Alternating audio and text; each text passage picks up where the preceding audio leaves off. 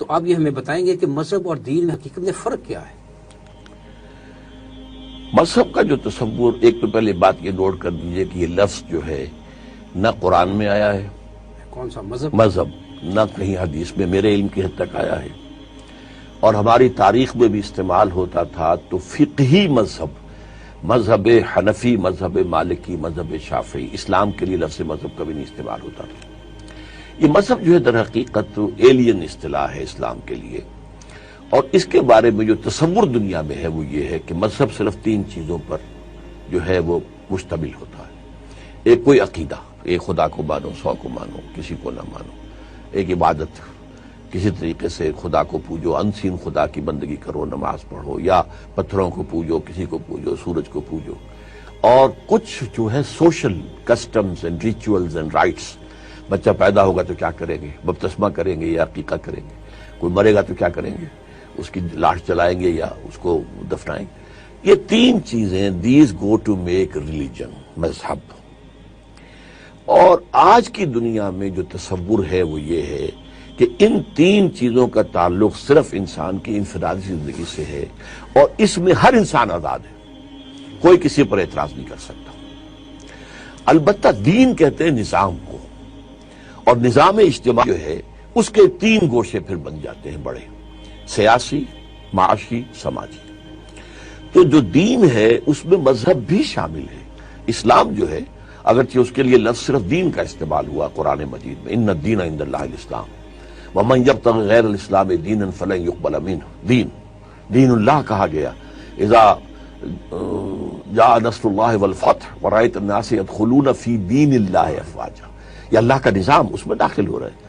اسی طریقے سورہ یوسف میں دین الملک ما کان لیاخذ اخاہ فی دین الملک، تو بادشاہ کا جو نظام تھا وہاں،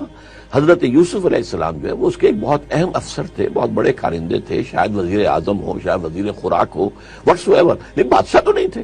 نظام تو بادشاہ کا تھا، تو انہیں پابندی کرنی پڑی، اور وہ اپنے بھائی کو روکنا چاہتے تو اللہ تعالیٰ نے انہیں وہ ہیلا سکھایا، کذالک کدنا لیوسف،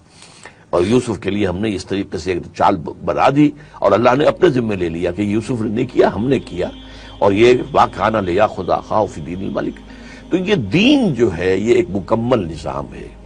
اسلام ایک مکمل دین ہے، اس میں مذہب بھی ہے اور معاشی، سیاسی، سماجی نظام بھی ہے، اور اسی معاشی، سماجی اور سیاسی نظام کے تحت قوانین ہیں۔ قانون جو ہے کرمنل لا بھی ہے، سول لا بھی ہے، قانون شہادت بھی ہے، یہ سارے کے سارے، قانون وراثت بھی ہے، یہ جو سود حرام ہے، جوا حرام ہے، شراب حرام ہے، یہ ساری چیزیں جو ہے، اور معاشرے کے اندر یہ کہ یہ ایک مخلوط معاشرہ نہ ہو، ملا جلا نہ ہو، بلکہ یہ کہ ایک سیگریگیٹڈ سوسائٹی ہو، اور ظاہر بات ہے کہ پردے کی جو ہے حفاظت عورت کو مہیا کی جائے، یہ ساری چیزیں ایک نظام بنتا ہے اس سے۔ تو اسلام مجموعہ ہے ان تمام چیزوں کا۔ ہوا یہ ہے اصل میں کہ خلافت راشدہ تک، حضور کے 10 سال جو ہیں مدینے کے، اور پھر خلافت راشدہ کے 30 سال، اس وقت تک تو اسلام مکمل دین کی حیثیت سے قائم رہا۔ جیسے خلافت ختم ہوئی، خلافت راشدہ، اب ملوکیت آ گئی، سیاسی نظام اب وہ اسلام والا نہیں رہا، اس میں وہ شرعیت نہیں رہی، اس میں ایک قبیلے کی حکومت آ گئی، اس میں جو ہے موروثی حکومت آ گئی، وغیرہ وغیرہ۔ اب بہرحال اس کے خلاف کچھ بغاوتیں تو ہوئیں، لیکن سب کچھ چل دی گئی، لہذا لوگوں نے سمجھا اب ہمیں اسی چھت کے نیچے رہنا ہے، لہذا مذہبی لوگوں نے یا علمی کام شروع کر دیے، اور یہ کہ خانقاہی نظام کے لوگوں کی کم سے کم یہ کہ تزکیہ نفس کی کوشش تو کرو۔ اب اس کے بعد کیا ہوا، لیکن اس میں کیا تھا کہ چاہے وہ ملوکیت تھی لیکن قانون اسلامی تھا، جو عدالتیں تھی، فیصلہ قاضی ہوتے تھے اور مفتی ہوتے تھے، اور جمعہ ہوتا تھا صرف سرکاری، کوئی عام پرائیویٹ جمعہ نہیں ہو سکتا، خطیب، یہ 3 عہدے تھے جن عہدوں کے لیے یہ سارا جو نظام ہے، دینی تعلیم جس کو کہتے ہیں ہم، دینی تعلیم کا نظام، یہ اصل میں سول سروس کی اکیڈمیز تھیں، یہ کہ حکومتوں کو ضرورت ہے قاضیوں کی، مفتیوں کی اور خطیبوں کی، تو وہ پروڈیوس کریں۔ اس کے بعد جب آ گیا کلونیل دور، اب انگریز آ گیا، اب کرمنل لا تو اس کا ہے، سول لا تو اس کا ہے، لہٰذا اب وہ قاضی اور وہ مفتی حضرات کی بھی اہمیت کم ہو گئی۔ البتہ انہوں نے یہ مذہبی آزادی دے دی، نماز پڑھو، ہم نہیں روکتے، تو نماز کے مسائل مفتی صاحب سے پوچھ لے جا کے، طہارت کے، پاکیزگی کے مسائل، روزہ ٹوٹ گیا یا نہیں ٹوٹ گیا ہے، اور انگریز نے کم سے کم یہ بھی رکھا کہ جو آئلی قوانین تھی ان میں ہمیں آزادی دیے رکھی، وہ تم اپنے مفتیوں کے حوالے رکھو، جو چاہو جس طرح چاہو کرو، فیملی لاز میں ہم دخل نہیں دیں گے۔ اسی طرح وراثت کے قانون میں اس نے یہ کیا کہ آپ چاہیں تو شریعت کے مطابق ہم فیصلہ دے دیں گے، اور چاہیں تو رواج کے مطابق دے دیں گے، چاہیں تو ہمارے انگلش لا کے تحت لے لیجئے، اٹس آپشن فار یو۔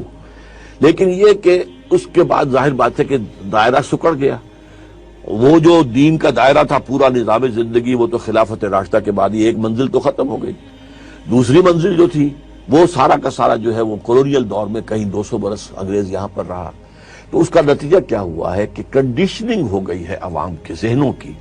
اور اس کو علماء نے بھی قبول کر لیا ہے، ریکنسائل کر لیا ہے کہ بس اسلام نام اسی نماز روزے کا ہے، یہ عبادت ہے، پرسنل ہے، یہ ہے، یہاں تک کہ ایک بہت بڑی تحریک چل رہی ہے کہ جو اسی تصور پر مبنی ہے، نظام کی وہ بات ہی نہیں کرتی۔ ہاں وہ تقویٰ کی بات اس معنی میں عبادات کے اندر جو ہے وہ زیادہ ذوق و شوق ہو جائے، اتباع سنت کا ذوق و شوق زیادہ ہو جائے، یہ یقیناً ہوتا ہے، وہ کرتے ہیں، لیکن نظام کی بات ہی نہیں ہے۔ اس اعتبار سے یہ ایک بڑا اہم کارنامہ تھا جس کا سب سے پہلے سہرا بنتا ہے علامہ اقبال کے ماتھے پر، کہ انہوں نے دین اور مذہب کی یہ دوئی تھی اسے ختم کیا ہے۔ دین کا لفظ جدا ہو دی سیاست سے تو رہ جاتی ہے چنگیزی، یہ تو دین جو ہے یہ تو در حقیقت ہے ان سب کے اوپر ایک اوور آل ایک سٹرکچر ہے، یہ صرف مذہب نہیں ہے۔ اور یہ جو کہا کہ ملا کو جو ہے ہند میں سجدے کی اجازت، ناداں یہ سمجھتا ہے کہ اسلام ہے آزاد، اسلام کہاں آزاد ہے؟ اسلام کے سارے باقی قوانین تو بند پڑے ہوئے ہیں، اور ساری شریعت جو ہے وہ بند پڑی ہوئی ہے۔ تو اب یہ چیزیں لوگوں کے ذہنوں میں راسخ ہو چکی ہیں۔ اسی کو کہا ہے رینڈ کارپوریشن والوں نے کہ ٹریڈیشنلسٹ مسلمان جو ہے اس وقت وہ اصل میں اس نظام تعلیم کو بھی ابھی سینے سے لگائے بیٹھا ہے جو مسلم حکومتوں کی سول سروس کے لیے لوگوں کو قاضی اور مفتی اور خطیب مہیا کرنے کا ذریعہ تھا، اسی کو سینے سے لگا رکھا ہے۔ ان کے اندر جو ہے اپنے آبا کے نقش قدم پر چلنا، ان کی تقلید کرنا وہ اپنا لازم سمجھتے، حالانکہ وہ نظام تعلیم اس وقت کے دور کی جو ہے اس دور کے تقاضوں کو پورا نہیں کرتا۔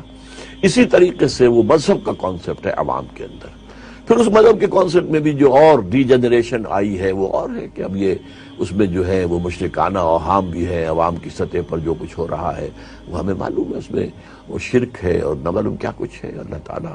ہی اس دلدل سے ہمیں نکالے، آسان کام نہیں ہے۔ دین کی بات پھیلانا صدقہ جاریہ ہے، ثواب کی نیت سے ویڈیو کو شیئر ضرور کیجیے۔ جزاک اللہ۔